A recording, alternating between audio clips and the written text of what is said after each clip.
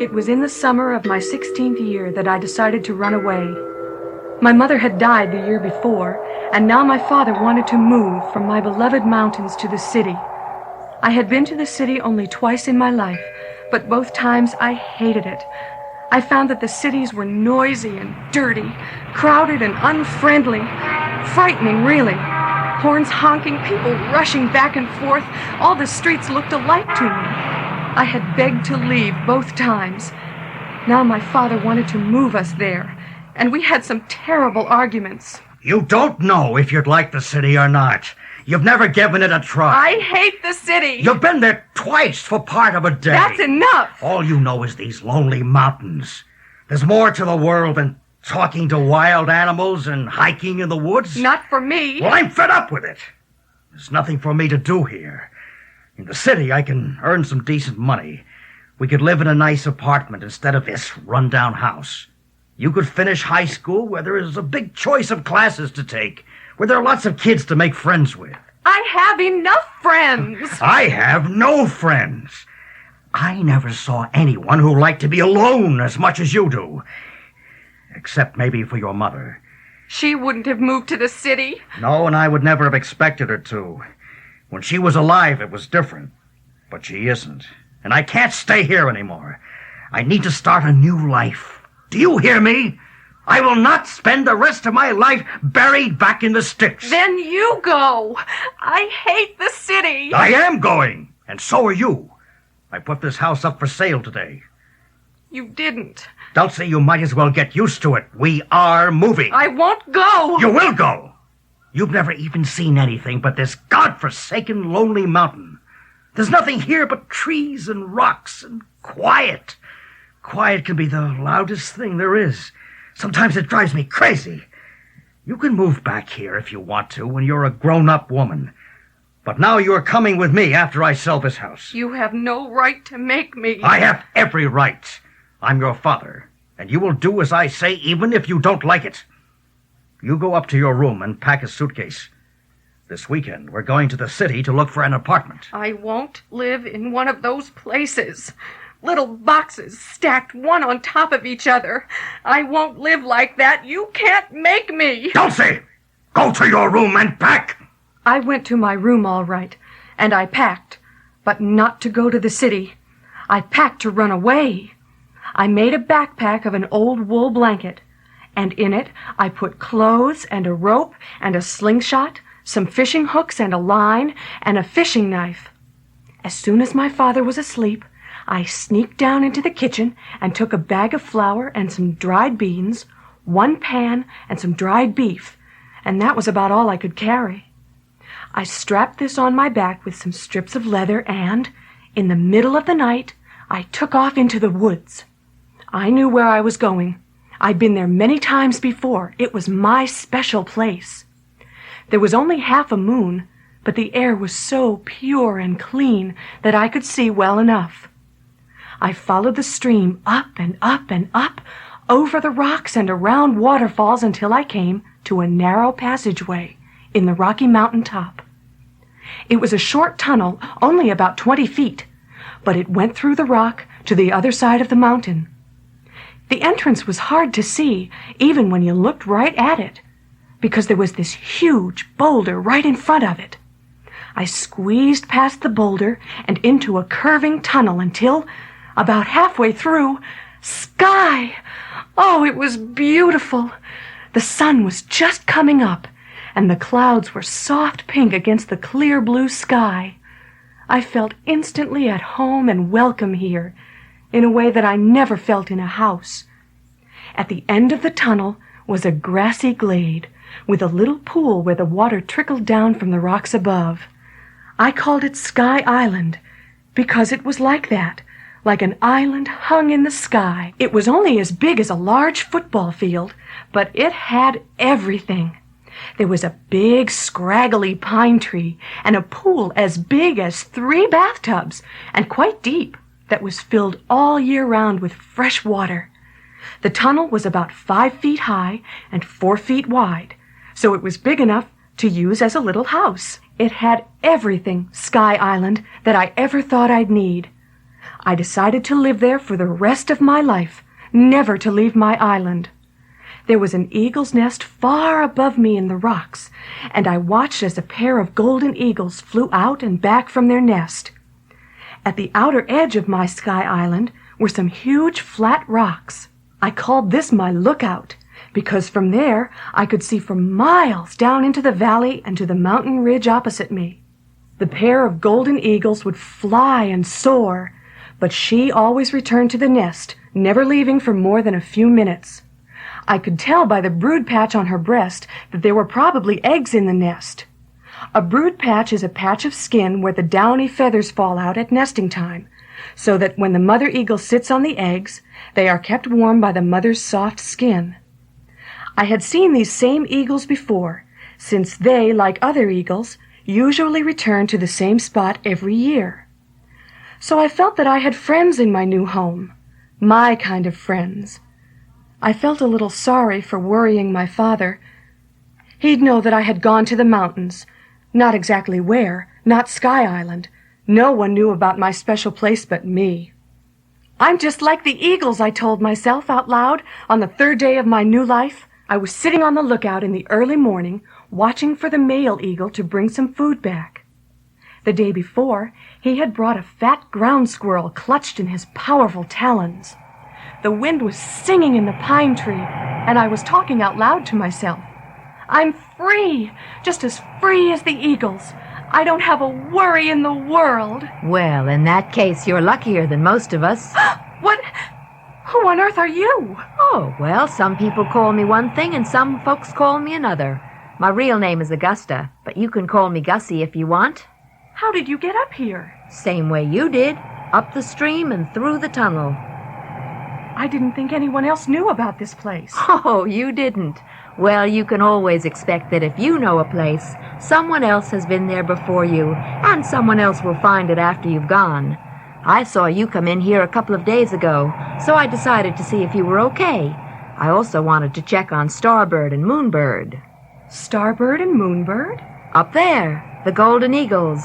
Of course, she is Moonbird because she's so much bigger than he is. Why is that? What? Why are female eagles bigger than the males? Well, so they can protect the eggs. Also, so if he gets a little stingy with the food, she can grab it away from him to feed the little ones.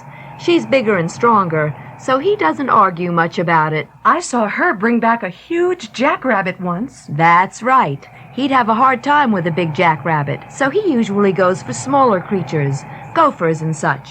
Between them, they do pretty well. Only thing they have to worry about is the hunters. You okay? Sure. There he goes. I think she's sitting on the nest. Well, as long as they're all right. You staying up here for a while? Yes. Well, you can keep an eye on them for me. I'll come back in a few days if that's okay with you. Well, sure, Gussie. Come back anytime. In that sack is some bacon and cornbread. I had more than enough for me, so I thought you might like some. Well, thanks. This is a special place. Yes. So long, then. So long. My Sky Island was somehow lonely after Gussie left. I found I wished that I could talk to someone about the things I saw, about the eagles soaring and diving. I grew to watch for them and talk to them by name. They never flew close to me, although they didn't seem to mind my being there. I spent my days fixing up the tunnel house. I made myself a nest bed of sticks and grasses near the opening so that I could lie there and watch the night sky and the dawn. I placed the blanket on top of my nest and stuffed an old shirt with dried grasses and wildflowers for a pillow. The nights were cool, but my rock house absorbed the heat from the sun during the day so that it stayed warm inside all night. I made a fireplace out of rocks and spent hours looking for dry firewood and stacking it. There were plenty of fish in the stream, and I had fresh fish nearly every day. I boiled the tightly curled new fronds of the fern that grew near the stream. They taste something like asparagus. I found a thick patch of green, crisp cress growing at the edge of the clear water and ate it for salad or mixed it with the beans and little pieces of jerky. It was the cornbread and bacon, though, that tasted like home. I began to miss my father, especially when the night began to darken. One early morning, when I had been at Sky Island for about a week, and I was sitting on my lookout watching the clouds make dark patterns on the opposite mountains, waiting to see what Starbird would bring back to the nest, I heard 2 sharp gunshots. Instinctively, I backed away from the edge, not wishing to be mistaken for a deer by some hunter below. It was not hunting season, but not all hunters respect the seasons. I was still backing up, trying to see where the shots might have come from, when I felt a giant shadow above me. I covered my head, and I heard a thud at my feet. And there, pathetically fluttering and writhing, still clutching a large dead snake, was Starbird. Oh, no! Not you! Not you! But it was too late. Starbird was dead. He had used his last bit of energy to try and return to the nest, but he had fallen just a few feet before the high rock, fallen onto Sky Island. I stood looking at him for a long time, still trying to believe what I saw. He was bigger, laying on the ground, than I ever would have imagined from watching him in the air. Finally, and very carefully, I turned him over. There, on his soft, downy breast, was the bullet hole. I stretched out his wings and found another place in his left wing where the shot had ripped and torn through the flesh. That he could have flown at all was a mystery. A bullet near his heart, 1 crippled wing, and a large snake still held tight in his talons. Starbird had wanted very much to get home. The span of his wings was a good 6 feet. The feathers fluttered softly in the wind, and suddenly I began to cry. Starbird, Starbird, how could anyone be so stupid? I hate whoever shot you. I hate them. Won't do you any good, but I know how you feel. Gussie, Starbird is dead. I know. I heard the shots. Is she still on the nest, Moonbird? I don't know. I just saw him fall. He was carrying that snake, trying to get it back to the nest. Yes, she's probably up there. I figure she's been incubating those eggs for around 40 days. They should be about to hatch if they're going to. But she'll need some food. I think we should deliver Starbird's snake for him. What do you think? Yes. Oh, but we can't get up there. It's sheer rock, straight up. From this side. But I know another way. Come along if you're coming, but watch out. She's going to attack us. No question about that. Take those leather strips and wrap them around your arm, and if she goes for your face, cover your eyes with that arm. Are you still game? Yes. I thought you would be. Follow me, then.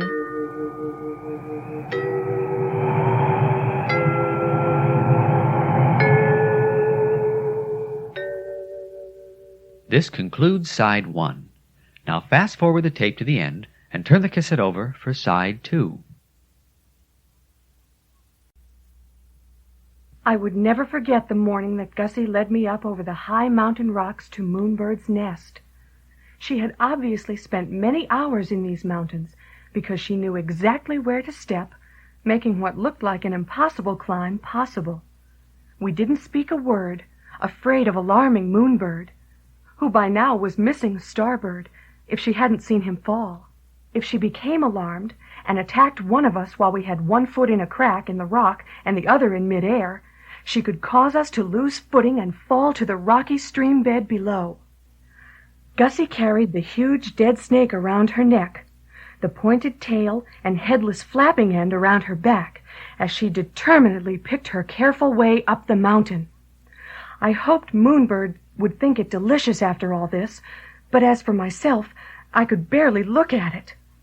As we neared what looked like the top of a ledge, Gussie turned and signaled me by putting her finger to her lips, telling me to be quiet.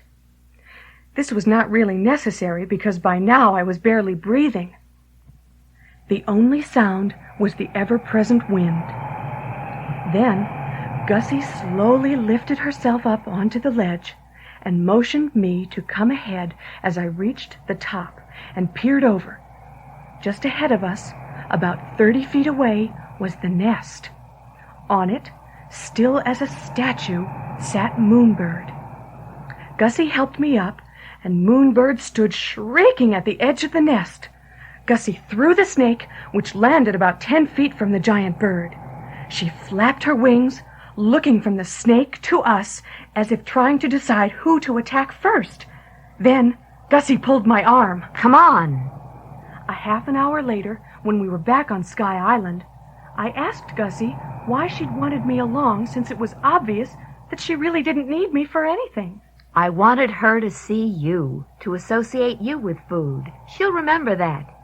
She will still probably attack you, but if you wait for a couple of days, she'll be hungry enough so that she'll be more interested in food than in killing you. You mean I'm to take her food by myself? You can find the way, can't you? Well, sure, but what should I take her? Just about anything you can find. Rabbit, squirrel, snake, she won't be picky. She can't leave that nest for long enough to go hunting, and she knows it. If she leaves the nest, the eggs will get too cold and they'll never hatch. If she stays, chances are she'll starve to death, and then the chick or chicks will die anyway. So I guess it's up to you. Why can't you stay? You could stay here, with me. Oh, I've got other business to tend to. This is my busy season. Can you handle this, Dulcie? I think so. Yes, I can. I warn you, she'll attack next time. I don't think so. She didn't this time. That's because you were with me. She knows me. Oh, that's not to say that she wouldn't attack anyway if I stayed too long. But at least she paused to think about it, which gave us time to get out of her sight. Next time, things may be different. It's a risk, there's no doubt, but the chicks won't survive without your help. I can't stay, and no one else I know would climb this mountain every other day to feed a bird. You're already here, so... You said this is your busy season. What are you busy with? Eagles. I travel all over these mountains. Have ever since I was your age.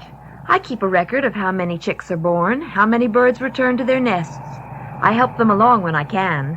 There are so few left compared to what there used to be. I just hate to see them disappear. I'm going now to check on 3 bald eagle nests. They were almost gone before the government made it illegal to shoot them, but now some are coming back. The golden eagle is another story.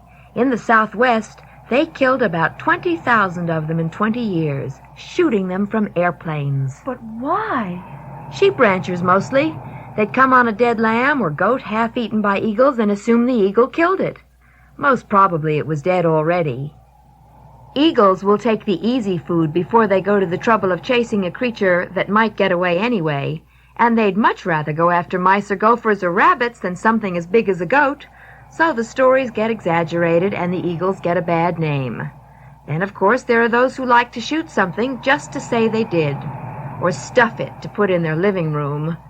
There's nothing wrong, to my mind, with killing to eat, but I never could see any other reason other than defense. Anyway, I did so much talking and letter writing that finally the Forest Service decided the best way to shut me up was to hire me to do what I did anyway. So now I'm official. I've got a badge and everything. But I can't stay here all day. I've got to get on with my work. You be careful now. I will. When will you be back? Oh, a few days. By the way, your dad says hello. What? Don't tell him where I am. I won't, because I already did. I also told him I'd look after you, so be careful. Here's another slab of cornbread. Looks like you like the other okay. And she waved and disappeared into the tunnel. I pounced on that cornbread like an eagle on a gopher. And then I planned how I'd go about getting Moonbird some dinner without getting attacked. By Moonbird or the dinner. I had my slingshot, but I'd never used it on anything live. My aim was good, though I'd practiced for years on tree limbs and rocks. The problem was I couldn't find anything to shoot. I'd hear a squirrel or rabbit, but by the time I saw them and took aim, they saw me and took off in another direction. After a morning of missing 3 or 4 small animals, I decided to try fish. If Moonbird would eat snake, I reasoned, surely she would eat fish. So I caught 2 fair-sized trout and slung them over my shoulder with the fish line and began the climb. When I got to the top, I heard a rustling before I looked over the edge. She was ready. She flew at me, talons first. I held onto the rocks with one hand and tried to beat her off with the other. When she rose in the air to attack again, I grabbed the fish and threw them as close to the nest as I could, and then curled up into the smallest position I could squeeze into and hoped. She dived past once more, not touching me, and then seemed to be gone. When I dared peek over the ledge, she was back in the nest, and the fish lay untouched. All right, I said to myself on the way down, you don't like fish. Now what? At least I could have eaten them. Finally, after worrying the rest of the day, I opened the bag of cornbread. There, still chewing on its last meal, was a field mouse. I shrieked for joy and quickly closed the bag, found a large rock, and bop! When I opened the bag, the dead field mouse lay peacefully in my dinner. By now, it was getting dark, and I was hungry. But it was too late to go fishing for myself. The mouse had ruined the cornbread, and I went to bed with an empty stomach. At dawn, still hungry, I removed the mouse from the bag, put it in my pocket, and once more went to feed Moonbird. As I looked quietly over the edge, I noticed that one of the fish was half eaten. My offering had not been a waste after all. Moonbird was perched half on and half off the nest. She was moving from one leg to the other excitedly, and I could just see the fuzzy yellow top of a head. I was so excited that I wanted to run over and hug her, but instead I quietly removed the mouse from my pocket and flung it toward the nest, ducking down out of sight before it landed. If Moonbird saw me, she didn't make a sound. I didn't want to disturb her, not this day. Back at Sky Island, I cooked myself a fish breakfast and made a cage out of sticks and grasses, putting cornbread in the far corner. I placed the trap by my bed so that night or day, any mouse greedy enough to go after the cornbread was eagle food. Soon I realized she needed more. Eagle chicks begin to eat meat almost immediately. I see there are 2, one still to hatch. Gussie, you walk so quietly I never hear you coming. 2? How do you know? It comes in handy. I was just up there. Now we can only hope that they both live. Why wouldn't they?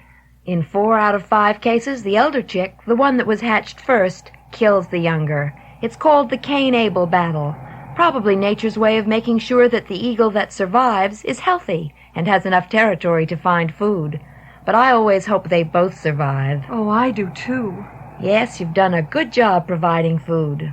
Cornbread. See the trap? Very good thinking.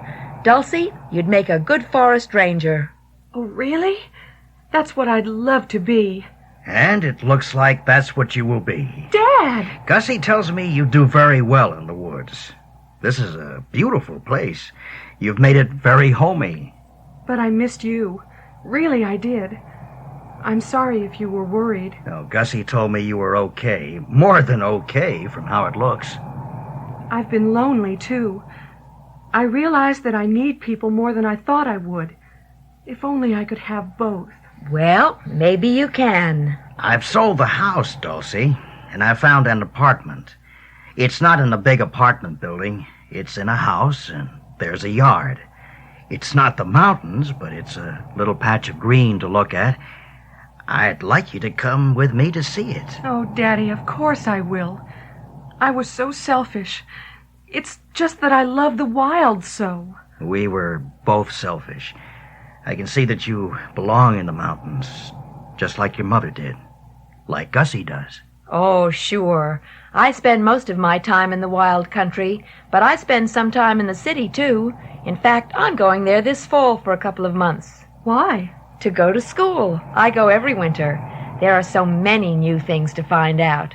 They find better ways every day for me to do my job, and I just love finding out about it.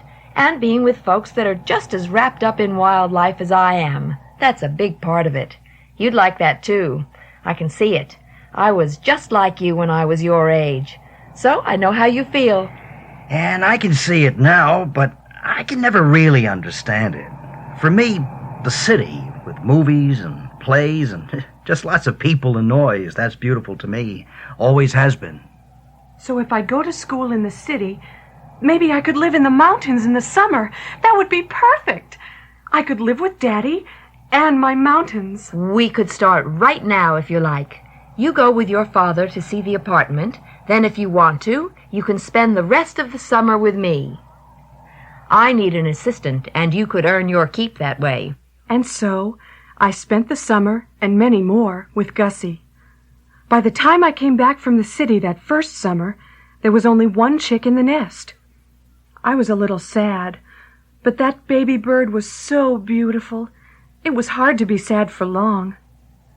Baby eagles stay in the nest for about 10 weeks, growing and changing every day. I still took food to Moonbird, but she also began to be able to find her own again as the chick grew stronger. She seemed increasingly annoyed at having to feed and put up with this big baby. They both got to know me, but never let me get closer than about 20 feet. The baby began to hop up and down in the nest, flapping and exercising his wings. Then followed Moonbird for longer and longer flights, until one day she decided it was time for him to leave, to be on his own and not in her territory. I watched as he tried to return the last day of his dependency on Moonbird. She turned on him as if he were an enemy, pecking and screeching, and he tried again to return to the nest, bewildered at his mother's attitude. Finally, though, he realized that it was no use and soared over the far mountain ridge and out of sight. He looked just like Starbird, which made me happy. Now he would fly and hunt and then find a mate and a territory of his own. Moonbird found another mate, and although she never returned to the same spot, she had in the next 10 years 7 beautiful chicks. I still go up to Sky Island, not to live, but to stay for a few days at a time. I've learned to like the city too, although I always feel the excitement of returning home when I'm in the mountains. Sky Island is still, as it was when I was a young girl, the most beautiful place I know.